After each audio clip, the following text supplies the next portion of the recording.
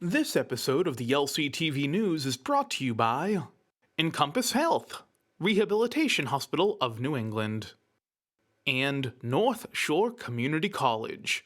If you have the will to attend college, we have the way for you to earn your degree. Good morning and welcome back to LCTV News. I'm Dani Vittori, and in this last week of September, activities are continuing to shift towards fall activities.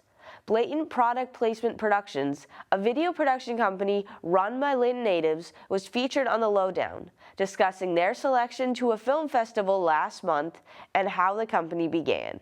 Here's the news for Friday, September 29th, 2023.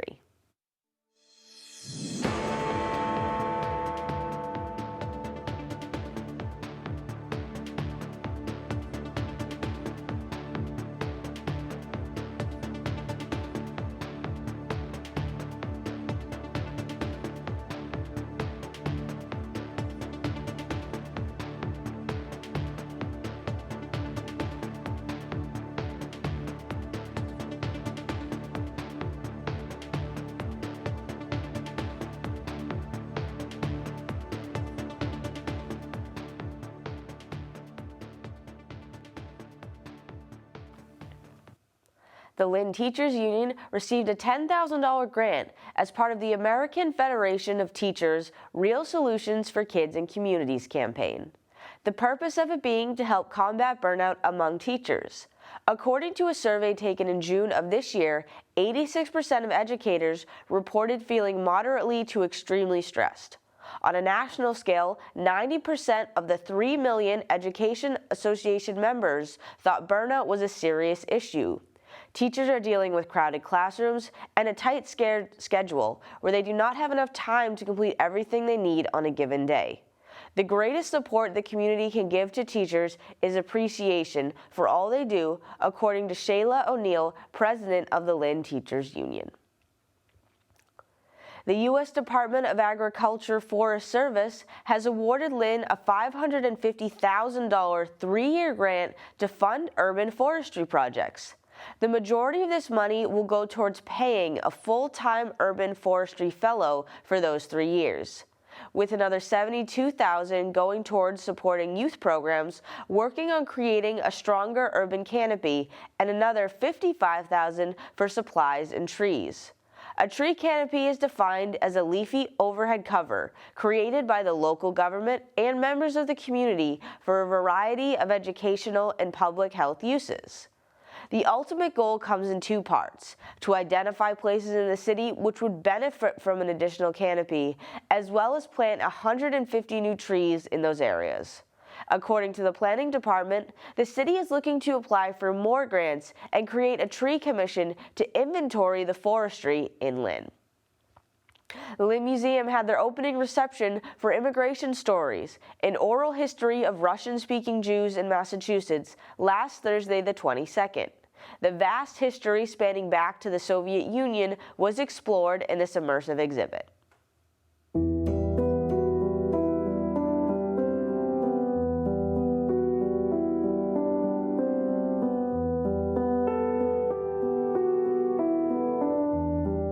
We are here standing at the Lynn Museum, Lynn Arts, at the opening of a new exhibit dedicated to the history of Russian-speaking Jews in the North Shore and in Greater Boston.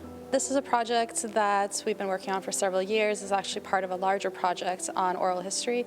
And as part of this larger project, we are collecting oral history interviews with former refugees from the Soviet Union about their experiences and lives in the Soviet Union, their reasons for emigrating, and their first experiences here in the United States. It's our second exhibit we've had in the Lynn Museum, Lynn Arts, and we think it's a very important site for the kind of work that we do in human rights, education, looking at issues of comparative genocide, but also looking at immigration and issues of people escaping persecution.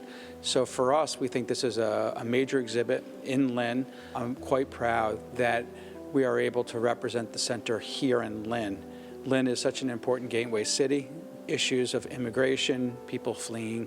Who would you like to shout out? Community members, everyone that opened their doors to us to allow to record these interviews, staff at the Weiner Family Jewish Heritage Center, for providing a lot of the documents that we see that are on display.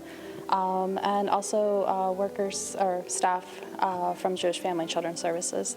They worked a lot with immigrants when they first came over and have been very helpful and supportive of this project as well.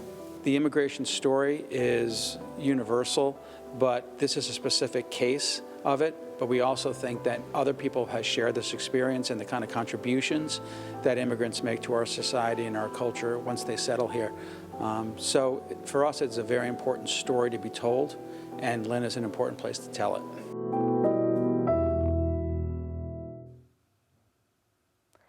As of last Friday, the 25th, the free at-home COVID-19 federal government program from the Biden administration will resume, meaning every house in the U.S. is eligible to request 4 at-home tests to be delivered to them.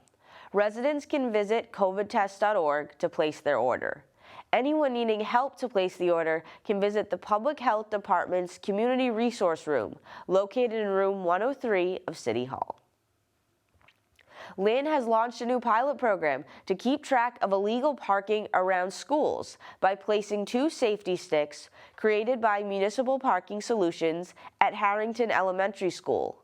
The 4-foot-tall devices capture the license plates of those who park in bus spaces, on crosswalks, or other illegal pick-up and drop-off sites, and send the pictures to traffic enforcement to be processed. According to the MPS, the solar-powered devices can reduce violations by 95% without the need to have traffic enforcement on site. It is also a pilot program, so the results will be studied and used to determine next steps. In the Red Zone, the sports update.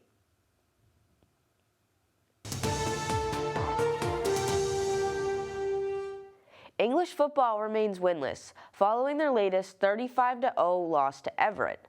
The Bulldogs did have some strong plays, but they ended the game with only 3 first downs, moving their overall record against Everett to 11-1 going back to 1942. Tech joined them in the loss category, forfeiting a 27-18 game to Saugus. The Tigers were up 12-6, but a pick 6 gave all the momentum back to the visiting team. St. Mary's was trampled by Fian 30-0. Their defense held for the first half, but the offense never found a rhythm. It was a different story for Kip, who escaped with a 34-30 victory over Neshoba in enemy territory. Monorel Castro had a phenomenal night, rushing for 140 yards on 10 carries and scoring 3 touchdowns, including the game winner with 1:30 left in the game. Jovan Machado also posted some impressive numbers, collecting 155 yards and 2 touchdowns. Classical matched the Panthers' 2-1 record with a 44-0 shutout of their own, led by quarterback Brian Vaughn Jr., who completed 10 passes for 171 yards and 5 touchdowns. Playing on both the offensive and defensive side of the ball, R.J. Fassler impressed, securing a receiving touchdown along with 12 tackles. As the host team in boys soccer, Kip advanced to a 5-1-1 record, holding off the Minutemen 4-0 and topping Saugus 3-1 on the 25th. Kip was down 1-0 against the Red and White, but came all the way back, denying Saugus their first win of the season. While the Classical girls went on the road, but came away with a 6-0 victory against Chelsea. 6 different players scored for the Rams. They won again in similar fashion, 4-1 against Everett. Their boys team is struggling as they continue to search for their first victory of the season, currently sitting at 0-9-2. They did score a goal against Malden on the 20th and another 3 versus Everett on the 26th, but lost both those games 3-1 and 6-3 respectively. And in intercity rivalry, Tech girls secured a 5-1 victory against Kip. The Tigers were led by Cindy De Leon, who found the back of the net 4 times. The teams were locked in a 1-1 tie, but the second half was all Tech, as they scored 4 unanswered goals. St. Mary's girls added to the win column, downing Malden Catholic 2-0 before losing 3-0 to Cardinal Spellman. The boys team has yet to lose, sitting at 5-0-2 and doing so in dramatic fashion. In their last 3 games, they dominated Bishop Fenwick 15-0 before tying with another undefeated team in Gloucester 1-1 and beating Cardinal Spielman 3-0. Both the girls and boys teams for English suffered losses to Somerville, 10-1 and 2-0. Saugus got the better of the Tech volleyball team, besting them in 4 sets, 3-1. The Rams are flying high with their 8th straight victory, this time against Somerville, to preserve their undefeated record. They have done so without losing a single set thus far. The Spartans are back to an even 4-4 record, taking down Cardinal Spielman in 5 sets.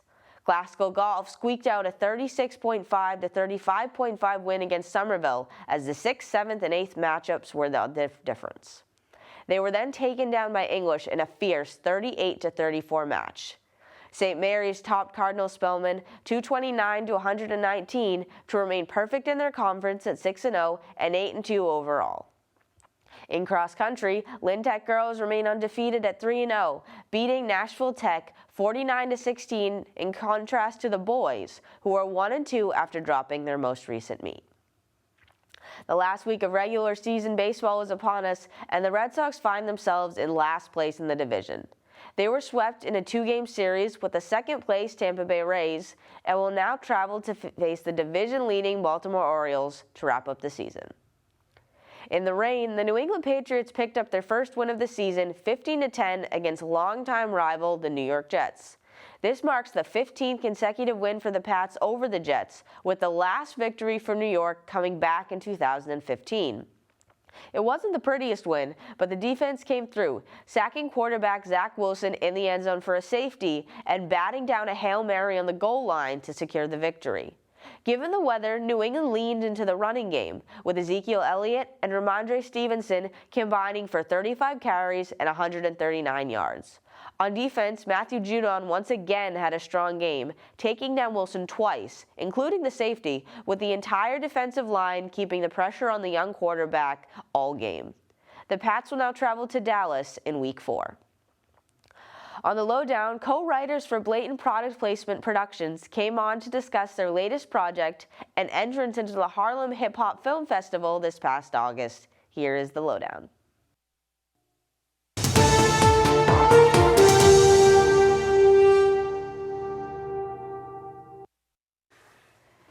Hello and welcome to the Lynn Lowdown. I'm Dani Vittori, and today we have on 2 members from Blatant Product Placement Productions, which I personally love that name. Thank you for coming on. Sure. Our pleasure. And you want to quickly introduce yourselves? Yeah. I am Chantha Luck, director and writer at Blatant Product Placement Productions. I am Greg Morales-Jones. I do everything else. Everything else. Yeah. Yeah. I see you. I like the way you say that. It's like he's the director, but I got everything else. Yeah. So we're here to talk about a lot of things you do, but one of which is the Golden Age short film, which you just had premiere at a film festival. Oh, yeah. Yes. Yep. The Hip Hop Film Festival it ended last week. It was in Harlem at the Schomburg Center. Great time. Long ride. We had to drive down there, but yeah, it was a good time. Good experience overall. Yeah. And the film itself is something we're really proud of. We actually debuted it down the road here at the Black Box in Lynn Arts, and just the talent, locally. Wait, they're not homegrown. What are they? They're from here. Yeah. Demo talent. Woods. Yeah. Yep. Yeah. Erica Evans. Nixon. You find him teaching around here as well. Yep. Yeah, and us, of course. We're Lynners as well for life, pretty much. For sure. Yeah, and just to be able to put that together and have hip hop be the background of it and the heart of it, and because Lynn hip hop is so close to me and my heart. Being an MC for years and just meshing and mashing those two worlds together successfully, I guess. It felt great. And for someone like the Hip Hop Film Festival to recognize that and select us to be a part of the roster was really, no, we were floored. That was huge. Yeah. That was a time. Yeah. Was it the first film festival you ever been in, had a film in?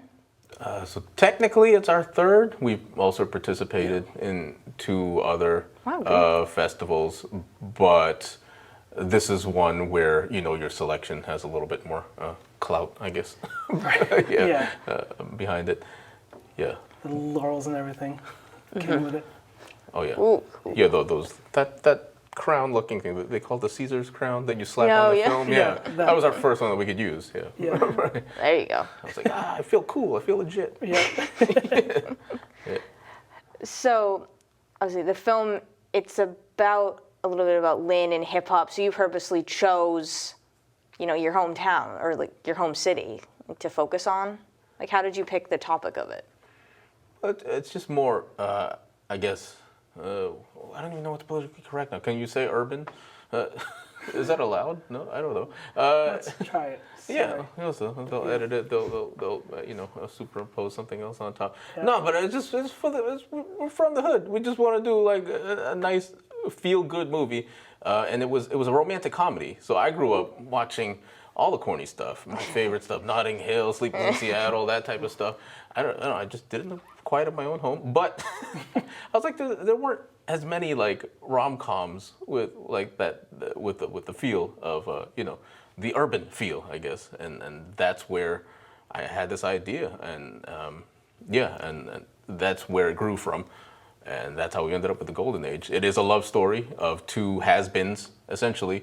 One is still doing it, the singer, played by Erica Evans, and then the rapper who 10 years has just been, a nobody, wondering what he's doing with his life. And they run into each other at a record store. And, the sparks start there. Mm-hmm. And in this short amount of time, I think we were able to capture that romantic comedy feel. And, absolutely. And again, it's been a great response so far. I can't wait to release it for the rest of the world to see, by the way. So that should be happening soon as well. Yeah. That was going to be my next question on the people who weren't at these other premieres see it. Yeah, that's been a question we've been getting a lot lately. So as soon as we're able to, we will put it out there for everyone. Yeah. No, and it should be pretty soon. I think we have one other film in line to release publicly, and then Golden Age will be happening. Because along with that, we have there's a soundtrack, so to speak. It's a song, I guess. That's a crucial part of the film. So, we want to release all that together. So that should be happening soon. And you definitely all keep busy. You also did a 48-hour film festival in Somerville, which sounds like it would be a bit of a marathon. A little bit, yeah. This year was the second year we did that.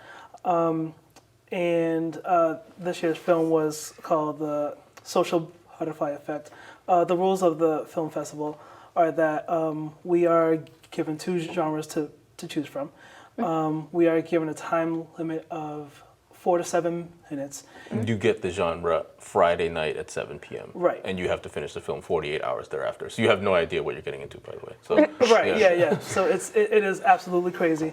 So we're given the genres on Friday, the time limit 4 to 7 minutes, and then we are given a character, a line to use, and a prop to use all on Friday so that they know it was made that weekend. Yeah. And it's absolute chaos, but it was a ton of fun. I really enjoyed this year's cast, last year's cast, two very different casts. But part of the reason why I enjoy being part of BPPP is that I get to see a bunch of different talents working together that may not have worked together otherwise. It's a really good opportunity. Yeah, I enjoy tapping into my network to try to find people because again I've been in the arts for a long time and just pulling from the theater world or the music world in this case for Golden Age. These were our leads were not seasoned actors by any means. Right. Yeah, I had to trust my director side that hopefully I could draw something out of them with enough takes, and I think it did work out. But again, I'm still connected with the theater world, and for this last 48-hour film project, it was a lot of old theater friends. Like for instance, like Crystal, I did a Legally Blonde the musical with her years and years ago, and I'm hitting her up, and she's like, "Whoa, that sounds awesome. Sure, I'll be there." And I was just like, "Okay, cool." And then I just put these people together, and it's just like they've been working together forever. And it's just always fun to see. Yeah. Oh, it is. You definitely do a diverse amount of repertoire. Like you do short films, you do promos, you do a lot of different things, even just looking at your website and Facebook. Yeah, because Blatant Product Placement Productions, again, the long-term goal is to, well, first of all, just provide video content from a business aspect, right? Just, again, you're blatantly promoting and placing products.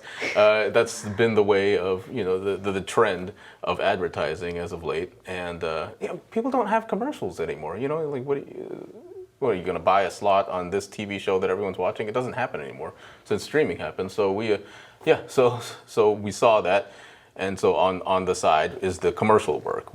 I've done multiple commercials, Children's Piazza and Peabody, and as an example of one.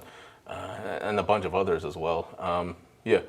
But at the end, I did want a crew, a very solid crew of actors, creators, just you know, like a factory, a comedy factory, if you will. And then that gaining traction, and from there, you know, instead of getting sponsors, let's say you have a new pastelito or something.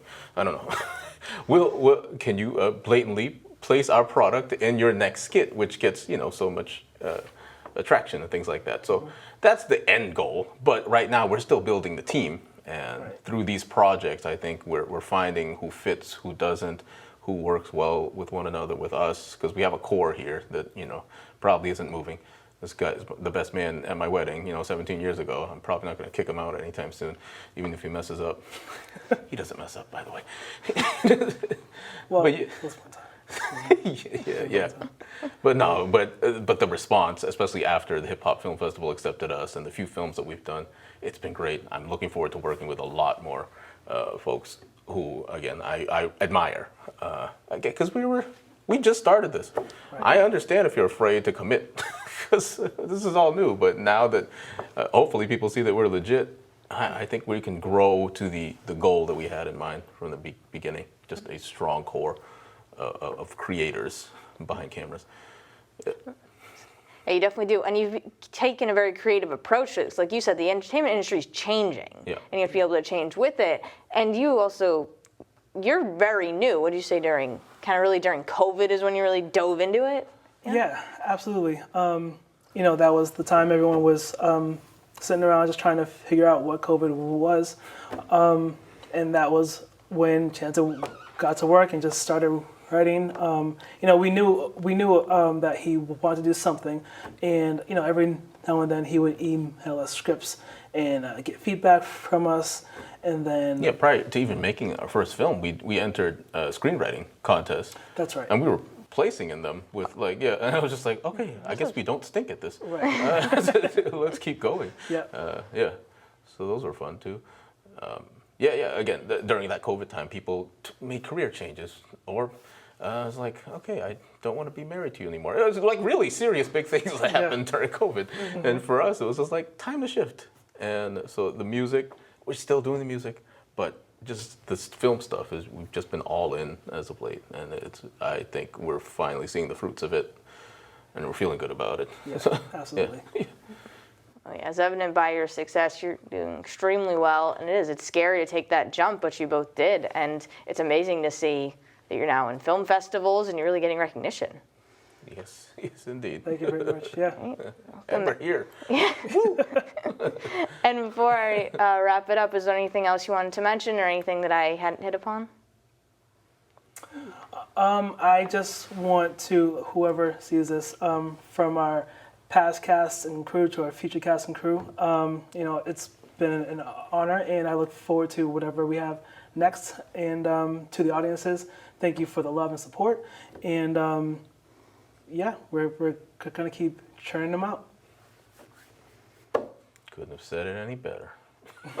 Great, fantastic. And we will look forward to seeing films you've made and any future ones. And I'm Dani Vittori. This has been the Lynn Lowdown, and we'll see you next week with more guests.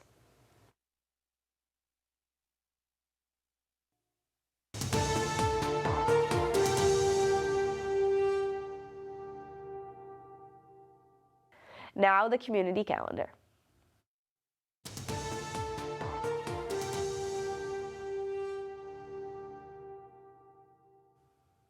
Next Tuesday the 3rd, there will be a Hispanic Heritage Month reception and film screening at City Hall. Co-hosted by the City of Lynn and North Shore Community College, In the Time of Butterflies will be the feature film, commencing at 5:30 p.m., with the reception beforehand at 5. This film tells the story of the Mirabal sisters' journey to freedom during a time of dictatorship in the Dominican Republic. The Grand Army of the Republic, in collaboration with Lynn Museum Lynn Arts, presents Defending Democracy, a discussion on economic inequality, book banning, voter suppression, and the marginalization of Black history. Featuring 4 speakers, community members can go to City Hall on Wednesday, October 4th at 6 p.m. to join in the conversation on these prominent topics. This event is endorsed by Lynn Schools, New Lynn Coalition, the Essex County Community Organization, the Freedom to Read campaign, and the Lynn Teachers Union. A gospel celebration of Frederick Douglass will be held next Saturday, October 7th, from 4 to 6 p.m. at the Washington Street Baptist Church. The focus of this program will be the years Douglass spent in Lynn, from his birth in 1818 to his departure 30 years later in 1848. Come hear about specific incidents during his time in the city, as well as a gospel song. That brings us to the end of the news for this week. Visit lyntv.org for all events on our community calendar, as well as press releases and news. And follow at Lynn Community Television on social media to stay up to date on developing stories and events. For videos, interviews, and other staff and member content, go to Lynn Community Television on YouTube. I'm Dani Vittori. This is LCTV News, and we will see you next week.